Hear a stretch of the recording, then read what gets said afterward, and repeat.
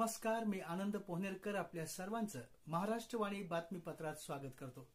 पाहूया आजच्या ठळक घडामोडी। राज्यात 15 जून नंतर मोसमी पाऊस पूर्णपणे सक्रिय होण्याची शक्यता आहे। त्यामुळे शेतकऱ्यांनी पेरण्या करण्याची घाई करू नये असं आवाहन राज्याच्या कृषी विभागाने केलं आहे। तर राज्यात काही ठिकाणी विजांच्या कडकडाटासह मुसळधार पाऊस पडण्याची शक्यता वर्तविण्यात आली असून शेतकरी तसेच मच्छीमार बांधवांनी दक्षता घेण्याचं आवाहन करण्यात आलं आहे। राज्य मंत्रिमंडळाच्या बैठकीत आज पाऊस, पीक पाणी, धरणाच्या जलाशयातील पाणीसाठा आदींचा आढावा घेण्यात आला। बैठकीच्या अध्यक्षस्थानी मुख्यमंत्री देवेंद्र फडणवीस उपस्थित होते। या बैठकीत कृषी विभागाचे प्रधान सचिव विकासचंद्र रस्तोगी यांनी राज्यातील पीक पाणी, पेरण्या, खते पुरवठा याबाबत सादरीकरणाद्वारे माहिती दिली। राज्यातील सर्व भागात 15 जून पर्यंत मोसमी पाऊस सक्रिय होण्याची शक्यता आहे। त्यामुळे शेतकऱ्यांनी पेरणी करण्याची घाई करू नये। 15 जून नंतर पावसाचे मार्गक्रमण होण्यासाठी सक्रिय वातावरण निर्माण होण्याची शक्यता आहे। राज्यातील 17 जिल्ह्यात 25% पेक्षा कमी, 12 जिल्ह्यात 25 ते 50%, 4 जिल्ह्यात 50 ते 75%, तर एका जिल्ह्यात 100%हून अधिक पाऊस झाला आहे। राज्यातील विविध विभागांमध्ये खते आणि बियाणे यांचा सुरळीत पुरवठा झाला आहे। अनेक भागात खतांचा पुरेसा साठा उपलब्ध आहे। मोसमी पाऊस येत्या 3 ते 4 दिवसात पुन्हा सक्रिय होण्याची शक्यता आहे।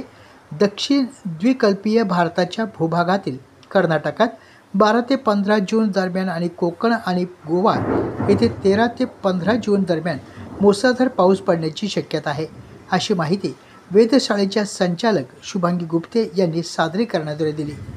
मोसमी पावसाच्या मार्गक्रमणासाठी अनुकूल वातावरण निर्मिती होण्याची शक्यता येत्या 3 ते 4 दिवसात आहे। त्यानुसार मध्य महाराष्ट्रात 12 जून रोजी, मराठवाड्यातील काही भागात 12 ते 14 जून दरम्यान पाऊस पडण्याची शक्यता आहे। कोकण, गोवा येथे 12 जून दरम्यान मुसळधार, तर 13 आणि 14 जून रोजी अतिमुसळधार पाऊस पडण्याची शक्यता आहे। मध्य महाराष्ट्रात 13 ते 15 जून दरम्यान मुसळधार पाऊस पडण्याची शक्यता आहे। या कालावधीत मच्छीमारांनी समुद्रात मच्छीमारी करण्यासाठी जाऊ नये। विजेच्या कडकडाटासह वादळ होत असताना खुल्या मैदानात काम करू नये। विजा होताना झाडांच्या खाली आसरा घेऊ नये। विजेची आणि इलेक्ट्रॉनिक उपकरणे, वीज पुरवठा खंडित करून ठेवावीत।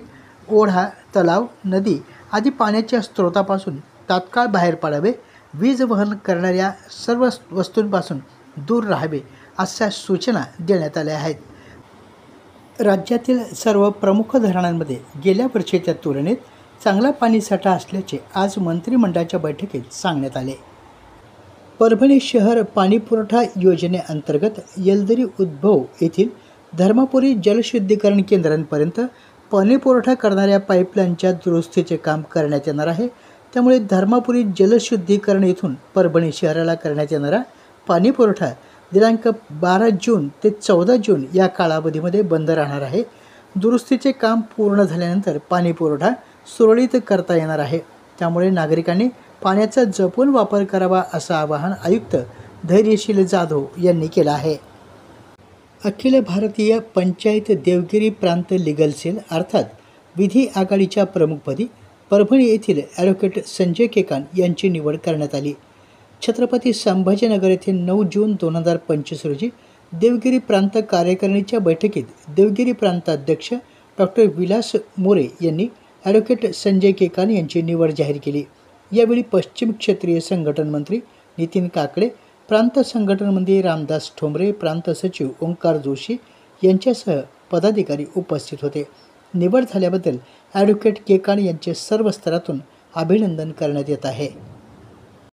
समरसता साहित्य परिषद महाराष्ट्राच्या वतीनं लोकमाता अहिल्यादेवी होळकर यांच्या जन्म 30 शताब्दीनिमित्त घेण्यात आलेल्या राज्यस्तरीय खुल्या लेखन स्पर्धेत परभणी जिल्ह्यातून सुरेखा ज्ञानेश्वर दराडे यांच्या निबंधास प्रथम क्रमांक प्राप्त झाला आहे। अहिल्यादेवींचे जीवनकार्य, आजच्या युगातील प्रासंगिकता या विषयावर त्यांनी निबंध लेखन केलं। त्याबद्दल त्यांचे समरसता साहित्य परिषदेकडून अभिनंदन करण्यात आले आहे। आपल्या जिल्ह्यातील अपडेट बातम्या पाहण्यासाठी आमच्या महाराष्ट्रवाणी या चॅनलला लाईक करा, सबस्क्राईब करा आणि शेअर करा। धन्यवाद।